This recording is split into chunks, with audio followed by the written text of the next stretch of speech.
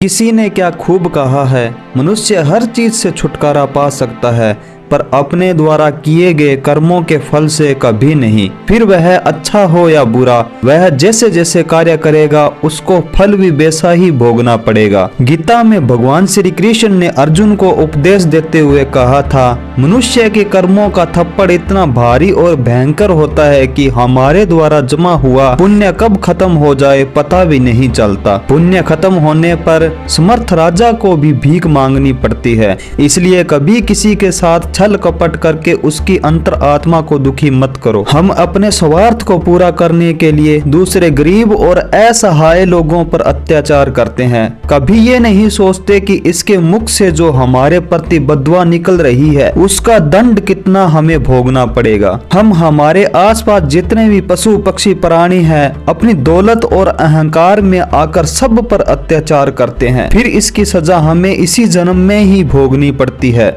आज मैं आप सभी के लिए एक ऐसी ही रोचक कहानी लेके आया हूँ जिसे पूरा सुनने के बाद आप सभी को पता चलेगा कि किस प्रकार हमें कर्मों की सजा भोगनी पड़ती है। तो कहानी को अंत तक पूरा सुने और वीडियो अच्छी लगे तो वीडियो पर लाइक और एक अपना प्यारा सा फीडबैक जरूर दें। चलो वीडियो शुरू करते हैं। भोज के लिए एक व्यक्ति ने एक बार एक बकरे की बलि चढ़ाने की तैयारी आरंभ की। उसके बेटे बकरे को नदी में स्नान कराने ले गए। नहाने के समय बकरा एकाएक बड़ी जोर जोर से हंसने लगा, फिर तत्काल ही दुखी होकर आंसू बहाने लगा। उसके इस विचित्र व्यवहार से चकित होकर बेटों ने उससे जब ऐसा करने का कारण जानना चाहा तो बकरे ने कहा कि कारण वह उनके पिता के सामने ही बताएगा। वह दोनों लड़के बकरे को अपने पिता के पास ले गए। फिर उस व्यक्ति के सामने बकरे ने यह बतलाया कि उसने भी एक बार एक बकरे की बलि चढ़ाई थी जिसकी सजा वह आज तक पा रहा है। तब से लेकर आज तक 499 जन्मों तक उसका गला काटा जा चुका है और अब उसका गला कटने की अंतिम बारी है।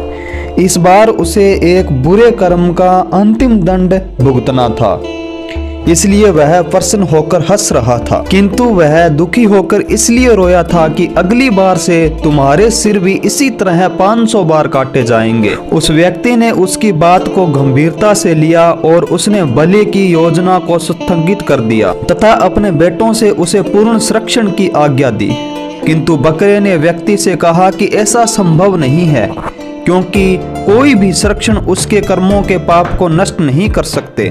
कोई भी प्राणी अपने कर्मों से मुक्त नहीं हो सकता। जब उस व्यक्ति के दोनों बेटे उस बकरे को लेकर उसे यथाचित स्थान पर पहुंचाने जा रहे थे, तभी रास्ते में एक किनारे एक पेड़ की नरम नरम पत्तों को देख जो ही बकरे ने अपना सिर ऊपर किया तभी एक वज्रपात हुआ और पेड़ के साइड में एक पहाड़ी पर स्थित एक बड़े चट्टान के कई टुकड़े चिटके और एक बड़ा सा टुकड़ा उस बकरे के सिर पर इतनी जोर से आ लगा कि पलक झपकते ही उसका सिर धड़ से अलग हो गया और उस बकरे के 500 बार सिर कटने से उसे अपने कर्मों की सजा मिल गई। इसलिए कहा जाता है, कर्म करते वक्त अगर एक बार उसकी सजा क्या होगी इसके बारे में जरा सा भी हम लोग सोच ले तो बुरे कर्मों को कभी शायद अंजाम न दें।